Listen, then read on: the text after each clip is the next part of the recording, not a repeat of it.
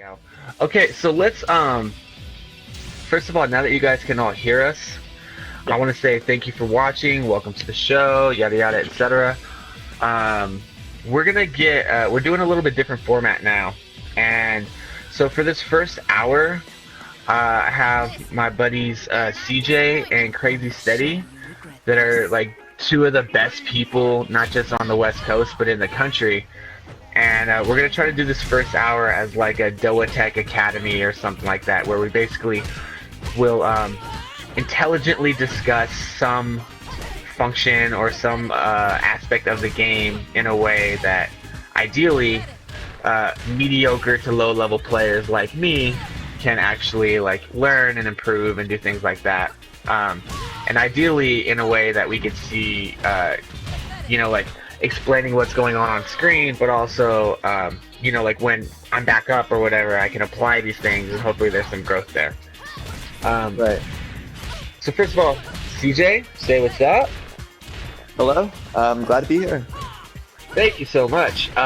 Steady, whenever you're ready, you can say anything at all, and hopefully we'll hear it. I'm here. He's here. He's the quietest man on earth. So let's start since Steady's in a match right now. CJ, can you give me like your basic bare bones kind of idea about what the role is of pressure in this game? Role of pressure. Well, ultimately you have to use something to that extent, right? It's true in any fighting game. You at some point have to strike your opponent when.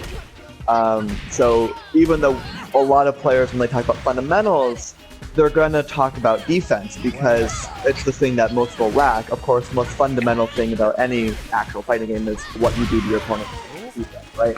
So it's pressure. Yeah. And usually in this real quick, how would you define pressure? I think for me, it's such a broad concept. Yeah, totally. I mean, it's tough to conceptualize. You know it when you're getting your ass kicked and someone's pressuring you, but when you're trying to like apply it, it's a little tougher. Yeah, for me, I mean, it just depends on. It's all tools that you use, like in the broadest sense of the term.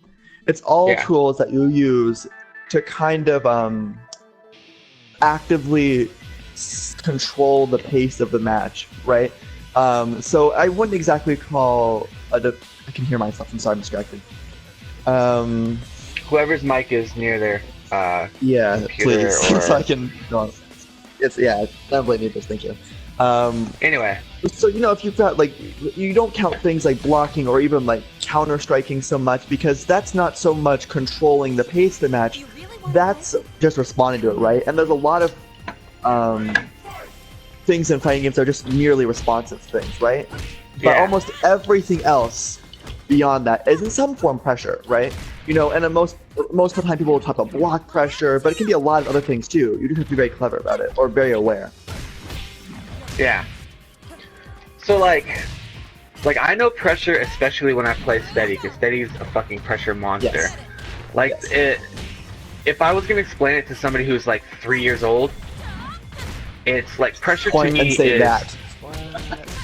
it's like pushing buttons to get the person like off center, right? Yeah. But like you said, not in a reactionary way, in a like provocation way, right? You're trying to get them to respond in a certain way. Yes. Now one of the things that's always super, super tough for me is dealing with pressure, right? Like I find, I know all these concepts. Everybody knows like different frame data, and there's things that are safe versus unsafe and whatnot. But the concept of dealing with, like Steady, when he was just constantly throwing strikes at me, and I try to block, but I feel like if I block, he's just gonna open me up. If I try to hold, he's just gonna hit, crush my hold or whatever.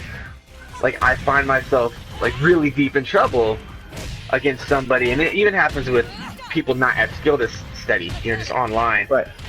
that hit a shit ton of buttons and are constantly throwing strikes at me, and I feel like there's no window for me to deal with it, right?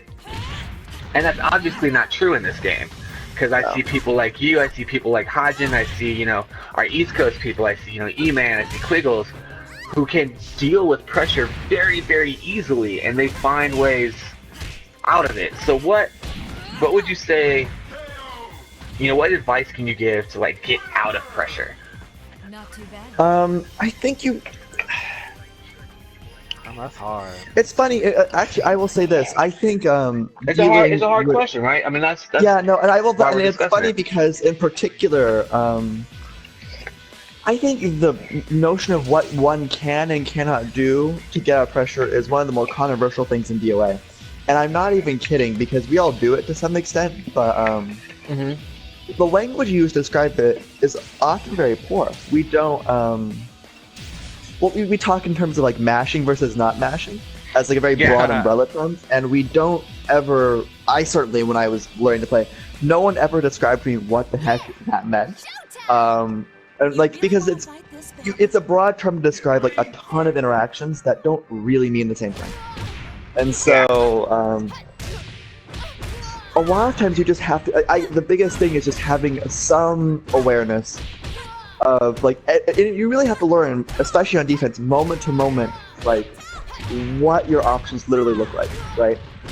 So let's back up a second, right? Because you basically you're bringing up like two different aspects of this, right? Yeah. Like mashing, which I think people would basically characterize as kind of like mindlessly hitting buttons in hopes that something would work out, even if it's mindlessly going for holds or whatever. And then I think on the other side, what you're talking about is like taking calculated risks based on what you think's coming at you, right? Let me explain that then.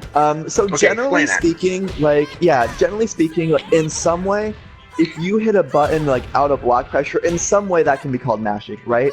You know, there's like, and people, and so sometimes that's why the term is so like so broad to be almost useless, because people will say, well, you're mashing out pressure. And which is at once both necessary and kind of bad, but also really good, because it's all describing these interactions that really just like how well do you use it? What's the right moment for it? I think it's controversial in terms of like what is practical that way, right? And you see different playstyles develop that way, where some are heavier on blocking, some, or like, how do I say this? You can like do different playstyles. So you see some players, for example, when they're dealing with pressure, their strategy is very simple. They're going to hold block, and they're going to wait for they're going to look at the strings that the opponent's putting on the map, and they're going to like guess, maybe like, I swear to God, 2 minutes in advance. I'm kidding, but like feels like it. Exactly at what point in the string they're going to hit buttons, and at that precise moment they are going to hit buttons like really fast right then, right? That's one way to get out of pressure, because either you got counter hit really hard, or you counter hit them really hard at that precise moment, and there's no in between at that point. So that's mashing? kind of what we were getting at a little, or what I was getting at earlier, right? Like, you may be hitting buttons, even if it's like random buttons that you're hitting, but you're hitting them at a specific time with a desired result, right? Like, it's not just, I hope something works at some point here. True, but the thing about that is, it's like for some players, especially ones who are like heavy on like Steady offline is pressuring orthodoxy. the shit out of me. Yes, sorry. I got away with of one crush and then didn't work out. Yeah.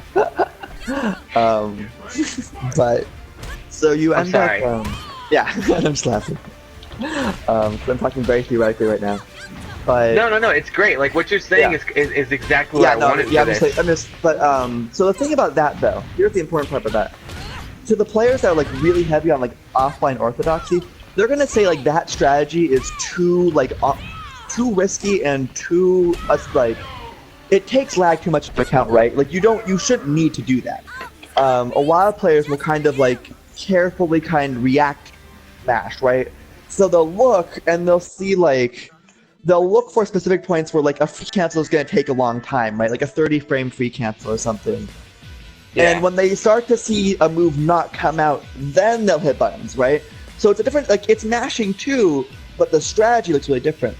And how like aggressive that looks depends on your perspective, right? Because from the perspective of an online player, it seems you're going to attack a lot more, right? Because they're going to try and hit a lot more free cancels. On the other hand, it's You you're still not have a little bit hitting of echo buttons from as somebody, by the way. yeah, it's not as bad though. But you're not going at it as fast and as hard than if you made hard reads on it, right? So, you know, so within this one strategy, right, of just trying to hit buttons out of pressure, right, trying to mash out, so to speak, rather than trying to say like just block to punish or block to hold. There's a lot of really different strategies, and people work them both very differently. And so let's talk about some of those different strategies then. Like, let's talk about the difference between like blocking to throw a hit out there, or blocking, you know, throwing out of a block or holding out of a block. Because like we're assuming it's all coming out of a block, right? Yeah. Like you're blocking to save your life from all these hits coming your way. So what are like for you personally? Do you have a preference?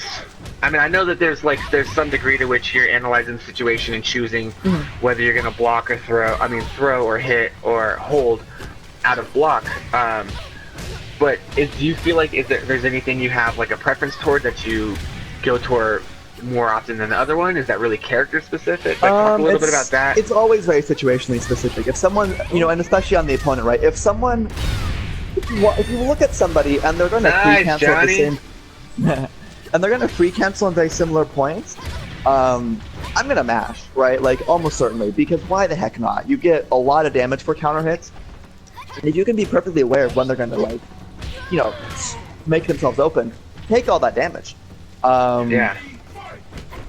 Otherwise, if I don't know, I think a lot of you actually see this. Quiggles noted when he went to Japan, and I've heard this a lot, that the American players, it's been noted, like we're just kind of dealing with generic pressure, and we don't have a clear read, right? There's no like mashing out at this point, which anyone will do if they know. We tend to like block and throw punish, right? So it's the full wait for them to until finish the whole string's over. Right, and then react appropriately depending on what the string is, right? If it's an unsafe string, you throw the string. If it's a safe string, you're probably going to strike. If you could throw in that situation, but it gets very complicated. And so most people, like the generic option is strike, right? On a safe string. And the generic option on unsafe, like when it's an unsafe string, should basically throw. And most of the players in the US have gravitated increasingly toward that. In the beginning of like 5 vanilla, it was like strike always, and now it's like strike. Yeah, I mean throw punish is hardcore. Yeah, it's now strike and throw punish more.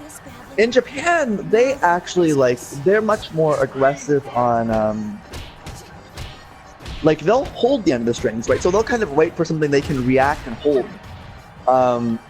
And you can make different arguments about this. It's at once riskier than trying to throw it, but it's also, like, mathematically it's riskier, if nothing else. Yeah. It's also, it's got a higher reward on it, right? And there's a lot of theories on why they might do that or why they might not, but I think both are perfectly valid if you just get used to the muscle memory picking one and knowing what real, like, you just have to be comfortable with it to the point where you're able to make it consistent. That's the big thing, right? If you have a consistent defense, that's really critical. And some patience. So then, okay, so patience is a really big one.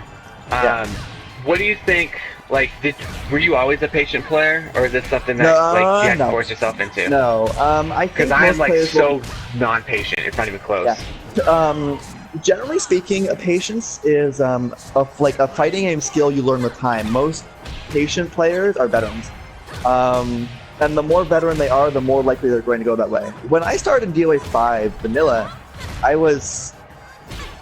The thing about it too, when you're running a fighting game, if you don't know all the situations at hand, and like you're in a situation you don't know, the instinct is generally to hit a button, right? Like, oh, I'm playing a fighting game, I don't know what's going on, I'm gonna strike. More and more as you start like learning fighting games in general, the more you get in the habit of like, I don't know what this is, I'm going to block. or something like more specific. You when in doubt, block, right? Instead of when in doubt, hit something. Yeah, right. And you see some new players who will like listen very carefully to like older players, and they'll do the exact opposite. They'll like block way too often. Like they'll just like hold down block without like any sense of like needing to attack, which is not good either. But the average player is going to start kind of hitting a few too many buttons, and they'll gravitate in the other direction. And I was certainly that. So that's something that I've struggled with, right? For example, like I in my transition from like never blocking when I need to trying to block more appropriately, I'm constantly getting caught blocking far too long or too often, and I know it's mentally tough for me to deal with because I'm just like, I feel like I'm damned if I do, I'm damned if I don't type thing. And I know a lot of it comes out of just time with the game and understanding more of the characters. So one of the things that you were saying earlier is you were mentioning that when you're coming out of a block with some sort of pressure breaking retaliation, it's because you see an opening. So can you go a little bit into what it takes for you to develop the ability to see where the opening is and like the type of things you're looking for? So the thing that's important, like, so primer on anyone who doesn't know DOA that well. DOA is a negative on block game, right? For the most part. So where a lot of fighting games are going to like have a really broad mix of like on block options. Make sure you clarify what negative on block is. Yeah, sure, I will. Okay, yes. So when you land an attack on somebody, be it on block or on hit, right? You have like a certain amount of time where either you're going to be like at the end of that interaction, right? You're going to be in some like blocks, and you're going to be holding block from like being hit, right? Or you're going to be like hit in some way, and you're going to have a reaction, right? And depending on how the move lands, you're either going to be at advantage at that point, which is called frame advantage, or you're going to be at frame disadvantage, which is called like negative on block or frame disadvantage. So to be clear, like advantage just means like when the animations end, like your animation will end faster than the opponent's animation, so you get to start your next move earlier. Yes. If you're at disadvantage, it's the opposite. When their animation ends before yours, so they get to start their next move before you get to make your next decision. So that's a big deal. Yeah, if you're faster, you have frame advantage, right? If yours ends first, you have frame advantage, basically. And so continue, yeah, and so most games, so in DOA, most moves when your opponent hits you, you will recover faster, right? And that is actually somewhat unique to DOA. Like you get hit and you still recover slower than your opponent on a lot of things. You recover faster on your opponent on a lot of things. But wait, in DOA you recover faster than your opponent. Yeah, because you're going to be advantage. They're at negative. Yeah. Yeah, they're at negative. Okay. Yeah, they're at negative. When you're in block stun, you recover faster. There we go. Okay. Yes. Yeah. I know it's kind of a weird way of putting it. No. It's just important to clarify. Yeah, I know it's kind of like just the flip side of like plus and negatives in the language. That's all. Yeah. But, generally in DOA, if you block, other than a few really fast moves, you should have the first move out of the blocks. Right. But you have to react to it, right? Because it's very like DOA is also very flexible, so it works in a very strange way, very psychological way, where if you get halfway through a string, and you kind of can like, or if your opponent gets halfway through a string, and you try and attack them too late, the move is probably going to have ended by that point, and they'll have a frame advantage again because, because their recovery's already run out on their move, and they're going to come out again. So you have to kind of either guess or really react ahead of time to know on the middle of a string, like this is where they're going to end if you're going to strike it out, right? And so a lot of times in DOA, you have these weird opportunities where at almost any point, in theory, you could get out of pressure. Like, almost any point. Like, there's a lot of, like, technically speaking, you have a lot of gaps where this was the right moment. So you have to look to... Like, generally, if you try to do it, like, at every moment that it could be the right moment, you're gonna get killed. Right? That's how that works. So what you kind of look for is, like, you look at your opponent's block pressure, or their strike pressure in general, and you say, all right, where are their habits? At what point do they keep ending this? Because once you kind of have a solid read on it, you can either react or just guess out at that particular point and take advantage of it in a hard way. And that's something, so you always just want to keep looking for pattern recognition. It's always the key in any fighting game for defense. Yeah. Just always learning the player.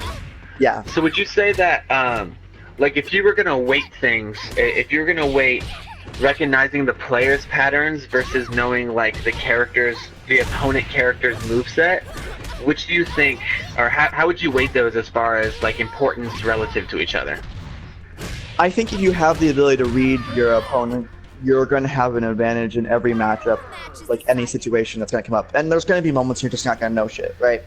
Yeah. You're not omniscient, no one is. I think you get more results quicker per your buck by knowing the character. Like, so it's a different reward almost. Okay, so that's actually really fascinating. Yeah. If you're saying that, like, by knowing the character, you're going to know the strings, so you're going to get, like, quicker, small successes. Yeah. But, like, the larger term, especially as you get, more into competitive play and everybody knows all the characters, like, that there's kind of diminishing returns on just knowing the character, not knowing your opponent. You really want to fight? Yeah, I mean, the more, well, the thing is, like, you're gonna, like, if you can apply the knowing the character bit to, knowing the opponent bit to, like, every match you're gonna play. So that's always gonna be there. Yeah. The thing about knowing a character is, at one point, it's not gonna be unique, as you say. Like, at some point, you're both gonna know, and at that point, you're gonna have something else. The other thing about that is if you have the ability to read a player, it's like, so being able to read a player is almost like a poor substitute for knowing a character in some way, except that's always going to be there for you every moment, right? Like, no matter what. And the consistency is huge because it's just there's too many things going to go ahead in a fighting game, even with experienced players, so they're just not going to know things at all. They're going to have no idea. Okay. Yeah. Yeah, I mean, it's really fascinating because, like, I find when I'm training, the very little time I actually have to train, I find myself really conflicted between, like, wanting to just play online and get a feel for how different people play and practice that skill, right? Yeah. And trying to just get in the, command mode or whatever and learning all the different, all the different strings for all the characters so I know what tools they're working with. Because I don't know either one of those is the problem. Like, I know that I don't know the tools everybody's working with, and I also know that I don't know every player that I play against. And so it's always tough for me trying to figure out which way to go between those. Yeah, I mean, I think it's helpful just to keep a very, like, you can do like a handful of things. A lot of people just have a very careful eye, right? So they'll just work on pattern recognition, right? They'll look at something an opponent does, and they'll see it and they're like, okay, what is this? And they'll kind of like test it out a little bit, right? So they'll see someone put this on block and they'll try a strategy. Like they'll mash at that moment, or they'll try and hold a certain way. And they'll just kind of like record the result, right? Like just once. They'll just kind of say, okay, that didn't work. So we're just going to do this instead. And that's how a lot of people get by without learning any frame data at all, right? They'll just kind of do like this but not this, this but not this, this but not this. Because frame data is really intimidating, and there are some people like Steady kind of notoriously doesn't pay attention to a lot of frame data, but he knows what's safe and what's unsafe, right? Like he knows it just in those terms. Yeah, I mean within reason, right? Like you can always like pull a fun trick out using frame data, but you're not gonna like have like more revelations than someone who plays like all the time. Yeah. If someone plays all the time and they've done all this yes no testing, they're gonna be basically as good at you, as good as someone who knows the data on all the important parts. All things that really matter. So you can get by that way.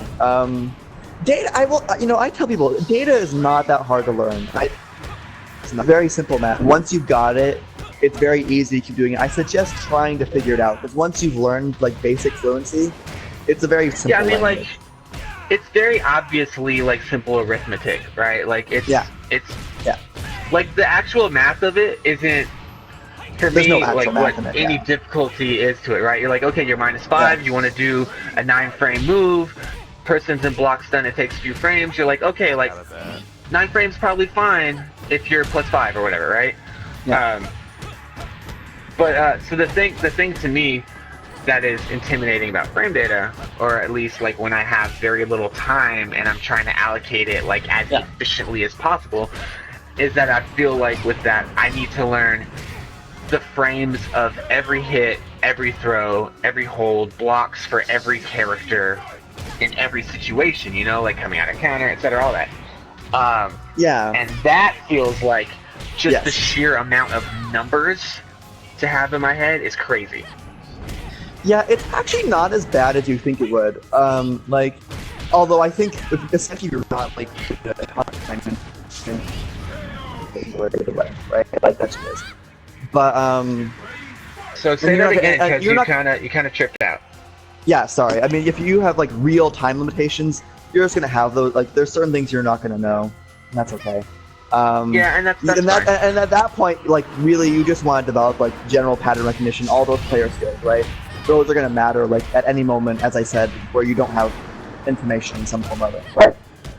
Interesting. If you Really, invest a really little more great time points, in the man. game, yeah, if you invest a little more time, I think the thing I will say about it's like you can boil it down to like a couple very simple patterns, right? So you don't have to learn it so you just get these little patterns down, right?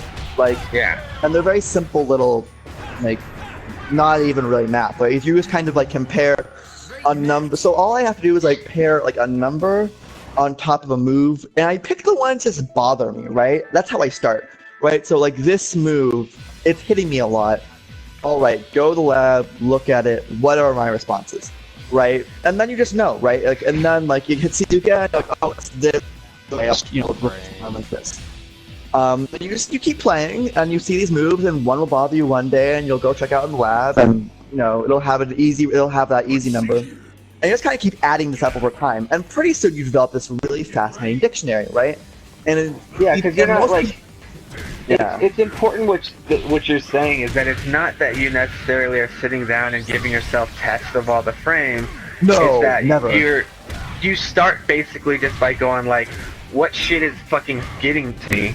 What's kicking my ass? And you just are slowly building up your knowledge over time based on the things that are most relevant to your playing experience.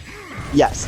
So it's like I would say, for example, like if you're gonna learn frame data to start, don't like pick characters you don't play against, right? Like don't like, oh, I don't like, at least to start, right? Like it's one thing if you're going to go into a tournament, there's a like big player who plays a character you don't play against very often, but like if you're just learning the game, pick like your training buddy's character, pick your character and your training buddy's character, just learn like the most annoying moves those characters have and data to those. Just start with like that.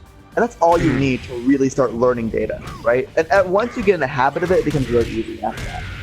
So let's, before we get too far in the data, let's try to do one wrap-up comment about using frame data or knowledge of, I think pattern recognition is actually like the phrase you used, and the most important phrase, I think, as far as trying to deal with somebody's pressure. So if you have kind of a final thought on pattern recognition to deal with somebody's pressure, we'll finish with that before we shift over to applying pressure. Sure. I think the important, like, I want to emphasize again. So I want to tell a little story. Yesterday, I'm in San Jose, and so it's one of those weird environments where everyone kind of is playing their own game, right? So there's a lot of like there's DOA in the building, but there's also Virtua Fighter over here, and there's Guilty Gear, and Street Fighter is being played in this corner, so on and so forth. And yesterday, some of us, we were on 3 in the morning, and we had one guy who was really excited about Guilty Gear, and he's trying to get everyone to it. It's like at some point we were all saying, "All right, fine, let's all go play Guilty Gear." And so we sit down, and at that point, I'm trying to play this really new character. If I go pick up Guilty Gear, which I'm actually considering, because that game is fucking fun. Sorry, I didn't do that. But it's a really fun game. Yeah, it's a great game. And But I've got this character. I can't really do her. I can't make the character. I'm too new. I know most for the game, and so I can't. And I don't even have like real experience like 2D blocking yet, right? Like, there's no like. I don't play a lot of 2D Fighter. It's a different world, man. It really is. Yeah, it's a different world. Yeah, it's a different skill. So for me, so what happened was at the very first part of the night, and I don't want to toot my own horn here, but I'm just telling the story. At the very beginning of the night, I was getting completely wrecked by everyone playing. By the end of the night, I was holding up, I was beating one guy consistently and holding up, not the guy who was really teaching us all, but I was, really kind of fast. And the only thing I was doing the entire time was doing 1-2 tests on situations, right? I would get hit with something, I would say, okay, you can't do it here, pay attention, don't, keep your mind very open and fluid on your defense so that you can immediately, hit a button here, be wrong, and move on right away. Don't make that mistake again, right? And once you see someone change a strategy to match your response, know you a 1-2, right? And so play that 50-50 game with somebody, right? Pick option 1 or 2, but always be aware of keeping in mind the exact response. Don't just get hit and be annoyed about it. Keep it concrete. Be very discreetly aware of what hit you when and what you should do next time, right? Always do something different. So that's actually a tough thing, and I think that's we'll kind of shift on that note, but yeah, the toughest thing really is to be playing and observing at the same time, and that's kind of what you have to do, right? Yes, people are gonna come at that's the pattern recognition business, is people are gonna come at you, and they're gonna be, first of all, I just got a full deja vu, so hell yeah. Yeah, that was nice. We finished it. But the concept that you have to play and you have to be reading the other person, remembering what they do, so when you see that the next time, you can make a different decision. So, CJ, I don't know. Yeah. I mean, you've been amazingly gracious with your time. Do you want to get into some matches? I think that liner. Okay. I'll throw some questions at Steady real quick here, and then we'll probably come back to you at some point, since you're a boss of bosses. But Steady, now that you're kicking my ass. Oh, but I just got a round on you, bitch. No. Steady, can you talk a little bit? You're known, I wouldn't say notorious, but you are very well known for the pressure that you can apply.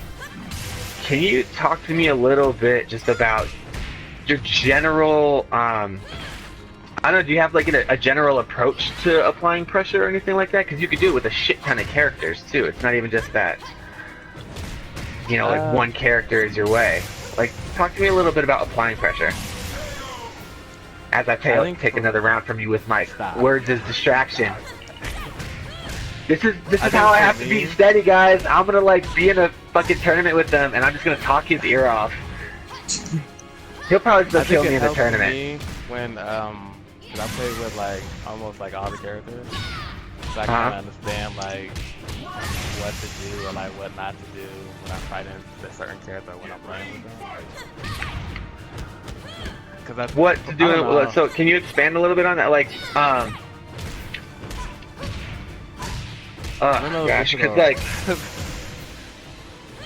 cause you're, like I said, you're a pressure monster, man.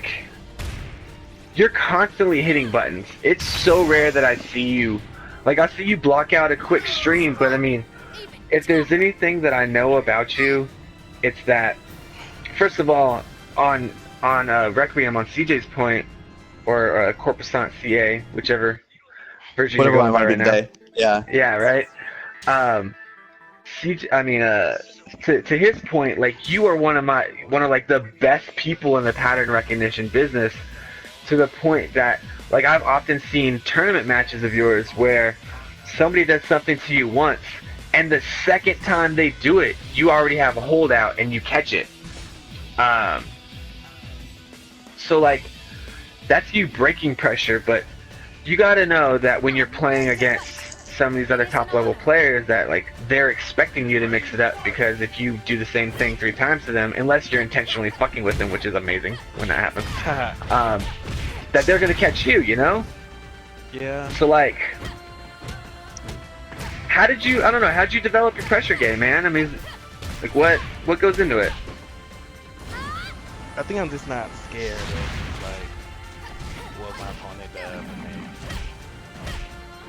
Because like I said before, because I play all the characters, so I kind of know like, hey, this thing is coming, I can kind of this, and this thing is kind of that.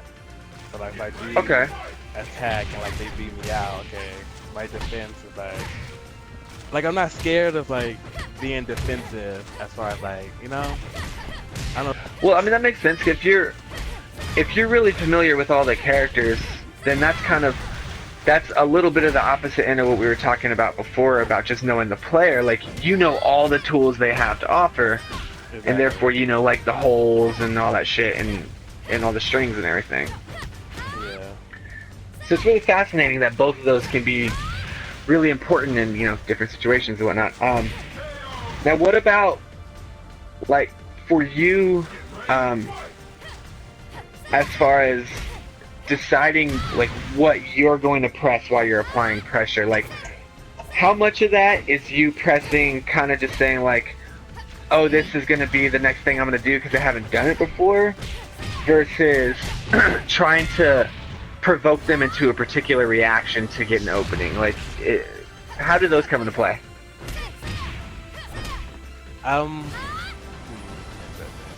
I mean, it's totally okay for, I mean, if there's something else along with that. I'm just like, I'm trying to get it in terms that I understand, and so if I'm missing something, you know, please, like, go on.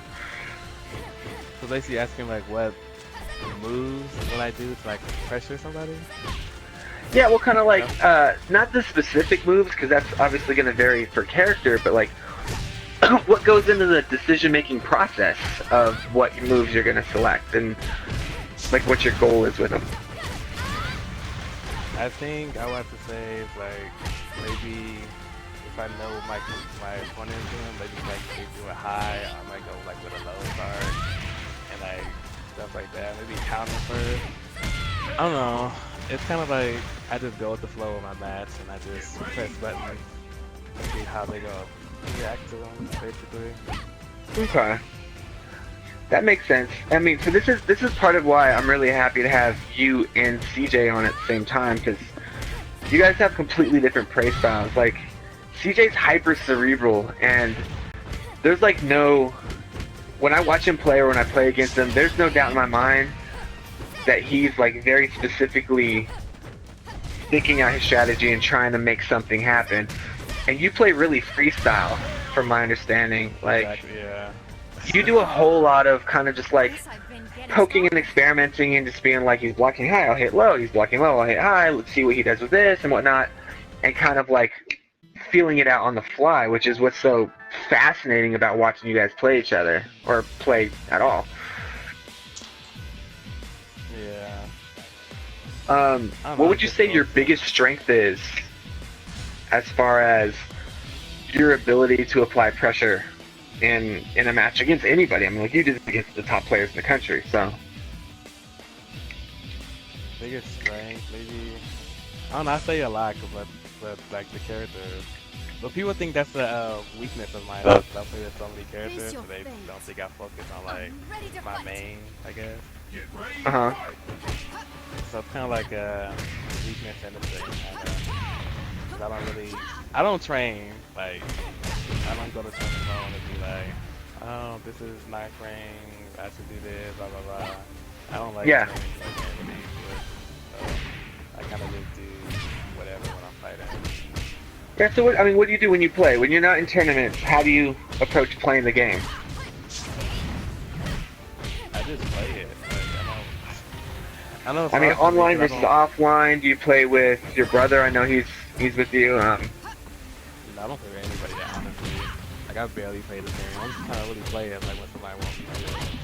So I kind of. Well, the thing is, you play a ton of other fighting games too, though, right? Like, you're really big in Mortal Kombat and all that stuff. So I imagine there's some overlap because your play style's fairly similar, in the different games, and obviously there are certain fundamentals that can just, transfer over. Yeah. Is there anything that you think from,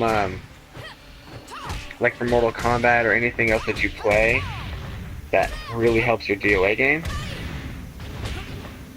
Especially, like actually, you know what? Before you get to that, let's talk about a little bit of, are there any differences that you can note between the pressure game in DOA versus the pressure game in MKX?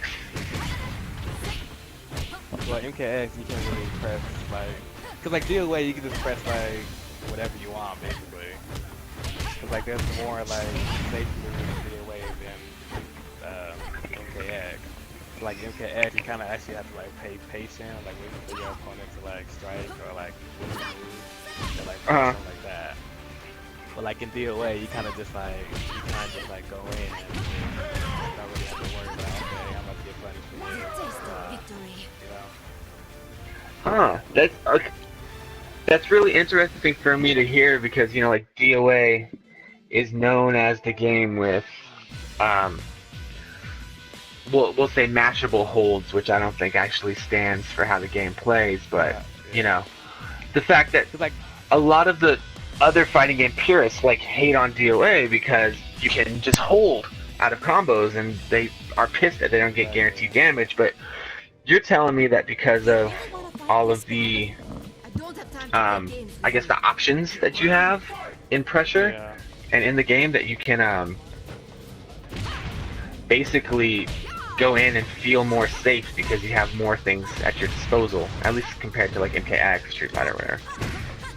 Yeah, cause like DOA has strings, like more strings. So like if you finish, you never know if your opponent gonna finish the string or they gonna stop you with your string. So that kind of makes the string safe. You know what I'm talking about? Yeah, so okay. They actually like react to like, if they actually like react to like you stopping the string and they fight, then yeah, that's unsafe. But nobody really knows when you gonna stop or like, So, what? Because one of the things that I know is really difficult and was hard as fuck for me, was getting in the habit of not finishing strings, right? Because any new player, any good player, like right away will recognize whatever string, and they'll know like you're gonna wide open after it. Yeah, some players actually take a gamble too. Like some people don't know. Actually know that you're about to like finish the whole string, but they just mash after like whatever. Like Christy 6 PP, you actually won't finish the whole 400, so they actually like mash after like the second one or like stuff like that. Yeah. Like if you actually finish the string, you would hit somebody with that because they don't think you actually go finish it. It's unsafe too. You get punished for it, but you get punished for it when you finish it out. So when you're actually applying pressure on somebody, I have a question. Go ahead. Sorry, really quickly. I don't mean to interrupt. Crazy, can you turn up your mic volume just a little bit? Sometimes it's a little hard to hear you. Let's see. That thing is Crazy's voice. Stop. That's good. Sorry, go ahead. No, that's all good. Just trying to make sure everybody can hear. This is why we're doing this. He's saying some Is that good better? stuff. Yeah. Hey, That's a better. little better. Much better. Yay.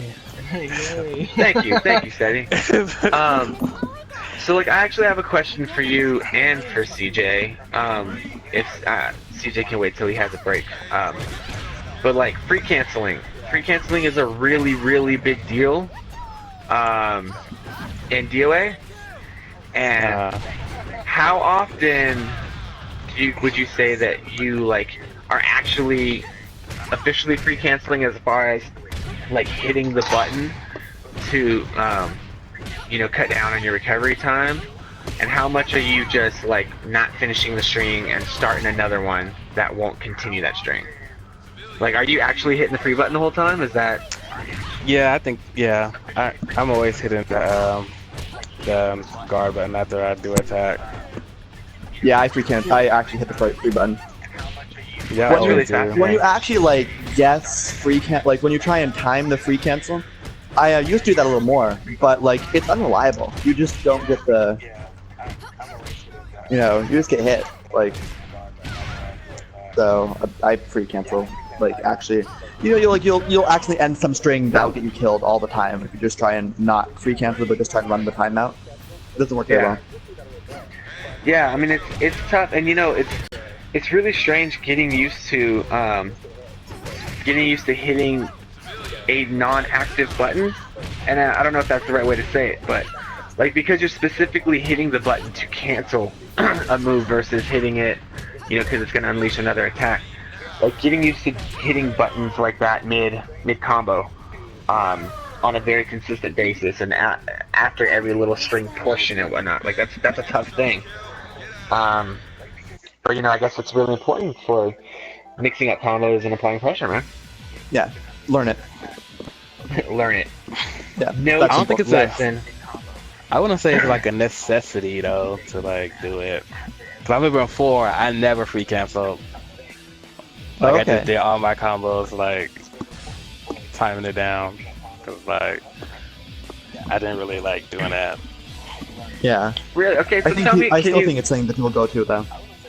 can you speak a little bit about your transition? Because if you're saying like you didn't at first, but now that you do, like what made you feel like you had had to add it to your game, and kind of how did you start incorporating it?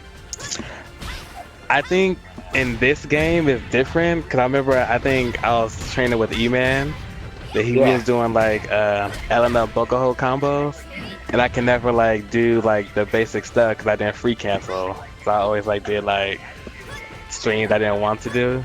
So I asked him, but he said that he did like the free cancel thing, and then I tried it, and I think after then I just started doing it. Interesting. Because I think this game is a little bit different than 4.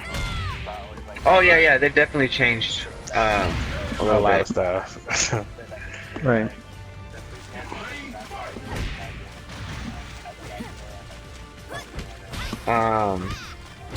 Wow.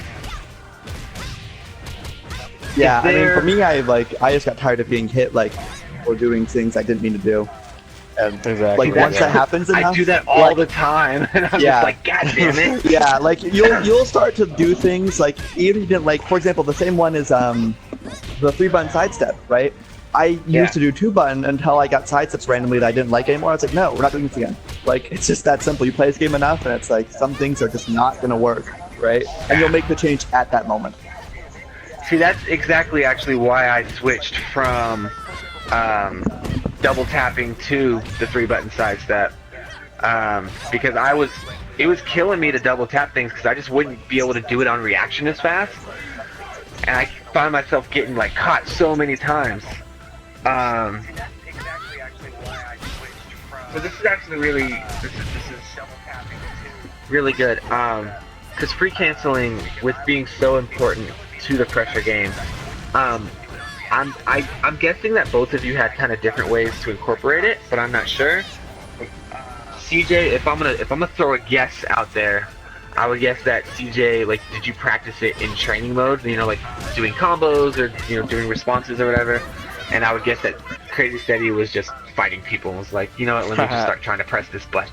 But I don't know. Like, tell me your I experience think with that. people get me wrong that way, believe it or not. In fact, on most things, people think I'm more thought out than I am. Yeah, I'm not nearly like. If you put me on a continuum like between like say Hodge and Shinobi and CrazySteady, I'm somewhere solidly in the middle, maybe favoring Steady. In terms of, Really? like, thought out. Yeah, yeah. Because I would have pegged you a little closer to Hodgin, Not especially necessarily. with what you've told me about, your spreadsheet of all the data and stuff like Oh that. yeah, I Like, did that's- that. Like I've once like done a lot of data work. The thing is, like with me though, like that applies like defensive stuff for the most part, Yeah. or for like tech, right? Like so, what I would do with that is like not it's very different. Like it's learning like a lot of possibilities, right? So for me, I use it as a creative tool. I'll look at it and be like, oh, I can do this and this and this and this and this. So it becomes like part of a brainstorming session, right? It's never something I use to restrict my options necessarily. I'll try and usually add to them if I get it, not vice versa. That's interesting. Yeah. Steady, how did you incorporate free canceling into, like, what did you start doing to like make yourself do it in fights? I just play online a lot. I'll play with people that knows, like E-Man. I play with him a lot, so I think he kind of like helped me out a little bit. Cause like I don't like training, so I just can't do it in training. Training's a little rough. Like I find it, like I got really lucky when I started, in that I became friends with CJ and Hodgin and you, like really early on in my, let's say, DOA career, which is very short, but early on, and so I always had the benefit of being able to like ask you guys for questions, or like CJ or Hodgin, or like you would come over even. You came over and like showed me stuff for hours, and like I would play in online lobbies with these guys and stuff like that, and like it's been insanely useful, even though I still have a lot of room to grow. CJ, did you have any kind of like mentor, anybody that helped you up in the game? I have gone through so many players at this point who have interacted with me. I'm a very unfaithful lover. It's Tuesday. So I don't know. Like back in the very early days, I was playing with. Oh my God, who was I playing with? Steven Bablack. Steven was my first training partner. So the Shadows, Prince Adon. Oh my God, I'm so sorry. Like he likes his gamer tags and not his real name, and I'm like whatever. But so, and then I went. I trained with some of the players who were playing more on the West Coast, and then I traveled to the East Coast and I played with some of those players, and then I made certain friends and played specifically with them. So I just and they all had different mentalities and different play styles. And I kind of picked up a little bit from everybody, right? I never kept one. I never believed in anyone, right, or never disbelieved in anyone either. Just kind of kept every option available. I'm omnivorous that way. That sounds very Jeet Kune Do of you. Ha! I guess it is. But yeah. So props to you. Props to you. Yeah. Different. Yeah. I don't know. I think that, I mean, we're gonna, in a few minutes here, we're gonna get into a different discussion, but I think that kind of wraps up my questions on pressure. Specifically, I know we bounced around a little bit, but it's good. It's nice to have useful information that can be free-flowing. Do either of you have any kind of closing thoughts or anything on pressure that you feel like somebody brand new to the game, or somebody like me that's kind of working their way through mediocrity and trying to be good, can use to really apply or learn? Like, if there's anything you would like for me to take out of this conversation, or someone like me, when it comes to pressure. I know it's tough. It's not. It doesn't have to be a thesis. Just random thought. I think you shouldn't be scared to like press buttons. Like, of course, all the top players get mad, like, oh, he's mashing, blah blah blah. No, you should just fight and just don't be scared of what you got to press. Because if you get scared of what you got to press, and you hesitate, and like that's when the mask turns around, and that's when you be in defensive mode. Yeah. Yeah, you'll see players who are very, this is one of the things about players who are very good pressure players, like very, very good pressure players. They rarely think in terms of like, this is the wrong kind of move to do, right? Exactly. They always are very creative thinkers. It's like, what could I do, not what works, right? And it's a different mentality, and I think trying to learn it, if you want to be that kind of pressure player, goes a long way. Yeah. Well, that's awesome. Thank you so much, guys.